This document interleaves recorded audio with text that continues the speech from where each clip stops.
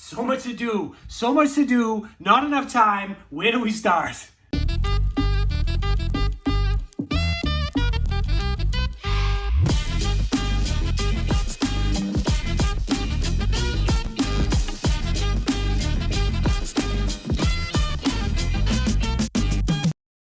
Hey everyone, my name is Matt Swierk. I'm a local real estate expert right here in Massachusetts. Welcome to our channel. We talk everything Massachusetts. If you're interested in following us, click the subscribe button, click the little bell. Every time we make a video, you're going to get notified.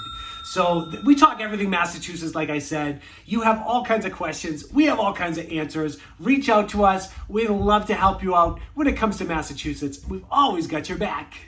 All right, so as you can see, back in the home studio, my man Tyler is still out on his little vacation honeymoon, so flying solo, different format, but that's okay, we're gonna survive. Today's video, you're pretty excited about this one. We're talking about all the different things you can do when you come to Massachusetts, right? It's more about now. We can make videos all year round as far as all the different things you can do. And we try to break it down to a couple different categories. No rhyme or reason to this one. We just started throwing things against the wall. It's all right, where are we going to go? What are we going to do? And, you know, we look at it, we said, listen, for such a small state, like we just pack a punch of so many activities. So the Freedom Trail is 2.5 miles. Kind of goes through all of the historic areas of Boston and really shows the path and the history of the Revolutionary War.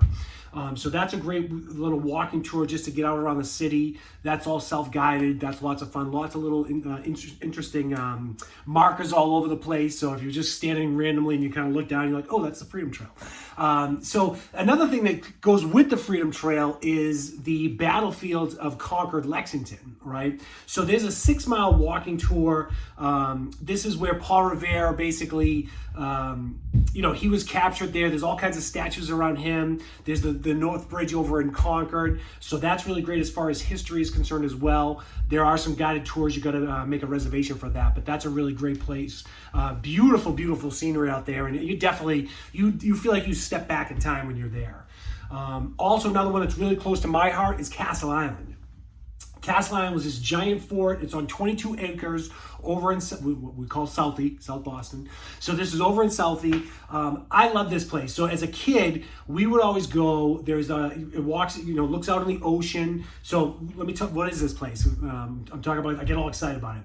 So this was this fort that basically would protect this Boston harbor. So if the British were coming back to take their land back from us, all of us, not just the Massachusetts people. So if the British came, there was this giant pentagon, right? And cannons were aimed out there. All the stuff was still there. As a kid, we just went and kind of walked around. It was really fun to see this massive wall and this really impressive structure. Well, Department of Parks years later actually opened up the fort so you can go in and walk around.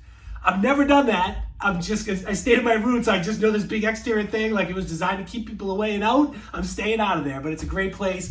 Sully's Ice Cream's over there. You got to get ice cream, get a burger, grab a dog. It's awesome. We'll stop as far as that's for history. There's a cool Hammond Castle Museum up in Gloucester. We'll keep going on history. We'll talk about that one.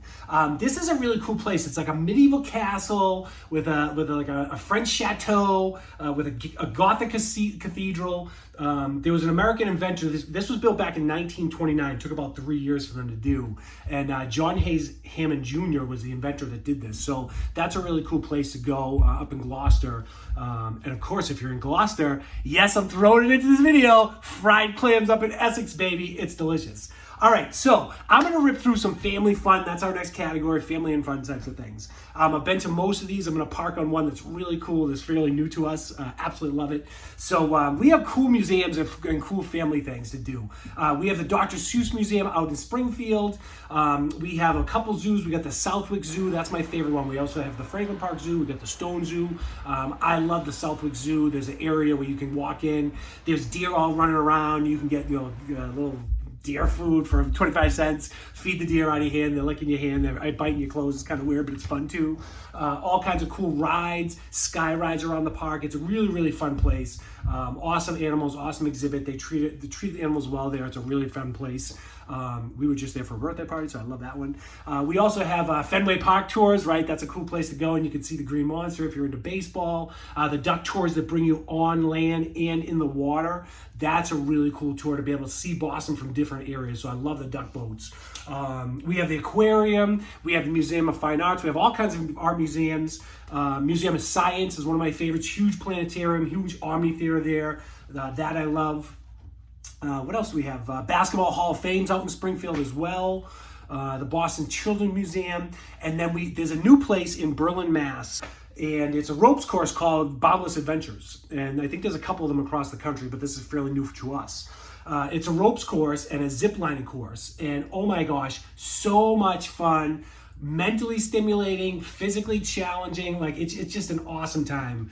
So definitely check that out. And if you're over there, also go over to Davis Farmland, really cool area. They have a zero, I forget the name of it, but basically there's no like you're not gonna, it's just a spray park, right? Like there's zero, I want to say zero gravity, but that doesn't make any sense. But it's, kind of zero depth, I guess. I don't know. I got to go on their website and see what they call it, but there's no depth to it, so it's just a spray park, and that's really fun. All kinds of, like I said, farm animals. We're more in the summertime. We're talking right now. However, if you come in the fall, check that place out. They have the Mega Maze, so it's a big corn maze, and every year they change. From over up above, you can see what it is. So. I shouldn't say this, but I'm going to. You guys are all going to be mad. When we won one of the other Super Bowls that we've won, yes, we're spoiled here. They made a giant Patriots thing with the Super Bowl trophies, and it was really cool. So I know you don't want to hear about that. I know. But definitely check out Boundless Adventures. And listen, we love it so much as a family. If you have one of these, they're called aerial parks. If you get an aerial park, go check it out. It's so much fun. Okay, cool. Now, sun and water fun, right? Like we got lots of that. Mostly sun. I'm laughing because I used to live in Arizona. That's a whole other story. I lived in Seattle. That's a whole other story as far as sun or lack of sun. But really, when we talk about the sun and water, we're definitely thinking beaches. We have lots of water here, whether it's lakes, oceans, rivers, streams. Creeks, that's kind of the ocean too, but we have all kinds of things, and I know we talk a lot about Cape Cod. That's everyone loves the Cape. Maybe not the traffic for the Cape, but everyone loves the Cape. So we have the National Seashore, which is President Kennedy back in '61 kind of created this whole thing. It's 40 miles of beach on the east-facing side of the Cape. So that's just great. It goes to all these different towns, and it's absolutely beautiful. All the sand dunes. The waves, the sounds, the seagulls, everything is it's awesome. You can get fried clams. Okay, the other thing is that we do have lots and lots of beaches, right? So we have some of the best ones, in the United States. We have Plum Island, we have Nantucket, we have Martha's Vineyard, like I said, the Cape, up in Gloucester, right, up Essex area. There's so much beaches and water here. And everything that goes with it, right? So whether you want to go kayaking, paddleboarding, jet skiing, rent a motorboat, sailing, fishing, anything that has to do with water, there's fun things to do here on on all the waterways we have. So that's really, really fun too. The next category we'll move into is kind of, this is also outside, or it was also sun and fun in the water, but this is more outdoor activities and hiking. Like I said, no rhyme or reason how I put this together today. We just kind of went with it. So we have the Mohawk Trail, right? So the Mohawk Trail runs basically it's in the western part of the state, right? And it's pretty extensive. It's 63 miles. That runs through, and from really like Massachusetts, Connecticut, it's a lot. It's a pretty extensive thing when someone goes to hike that trail, and it's really cool because that trail's been around for a long time, of course, and there, kind of as you follow it from town to town, there's just so many different things, whether it's little pubs or inns or museums or shops. I mean, you name it, it's there. Not gonna lie to you, I've never done that before. I'm not really a hiking type of person for 63 miles, right? Like maybe a mile and a half, not 63. But that's great, the Mohawk Trail. So so if you like hiking, that's definitely an excursion. That's like a couple weeks to do that one. The other thing that we have, it's interesting that a lot of people don't know this that live in the area. It's pretty surprising.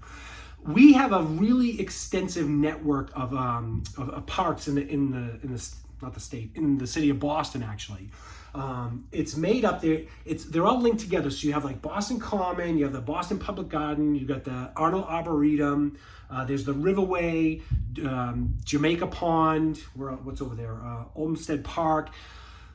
All these different green spaces are all connected, and it's actually called, and this is what a lot of people don't know, it's called the Emerald Necklace, because the way that it's sit with the different parks, because it covers all around Boston and south of the city. It's still Boston, but there's parts of, specific parts of the city that we talk about, like Dorchester's part of Boston, Jamaica Plain. I can go on and on. There's a bunch of towns in there. So that's really cool to kind of just be, same thing like with, New York has Central Park, right? Like it's not that big. We don't have that big, but we got the Emerald Necklace. It's a cool little place. I think we talked about the Arnold Arboretum in a different video.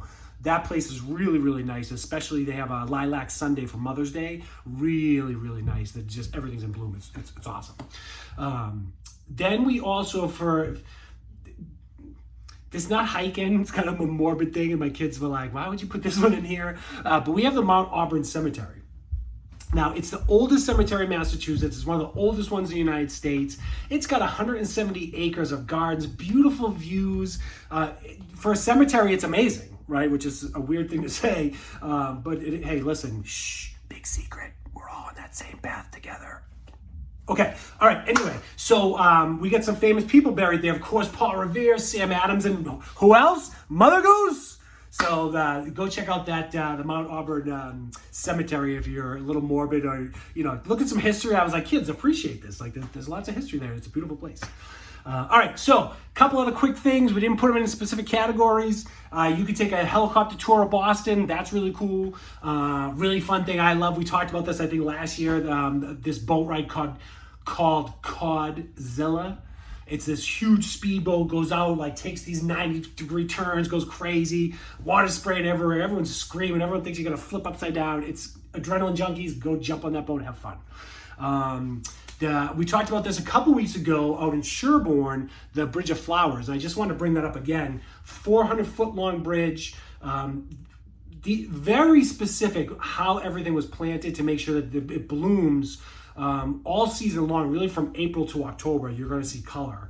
They have 500 different varieties of flowers, vines, shrubs. I mean, it's absolutely worth the walk and going out there. And it's funny because I was just helping someone talk about listing their house, and they brought up Sherborne Falls, which is where the covered bridge was. So I was like, that's so funny because I'm about to go shoot a video on that. So anyway, so that's that. The last one we threw in here, this is kind of a joke. We made a video not too long ago that was talking about the way we pronounce things, right? And I went off the deep end and I did bring up Lake Cochituate. That one I got no problem. I know how to say that. I say it all the time. However, there's a really interesting lake here in Massachusetts in Webster, Mass.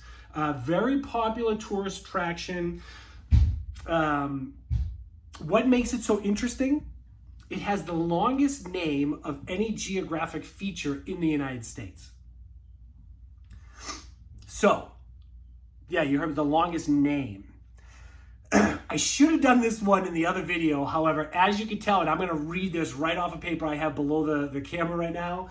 This is not a common thing for me to say. This is not a place that we're like, Lake Cochituate, like, yeah, we were around that area, but Webster, we were never really out there, even though I had a cat named Webster, but that's another weird story.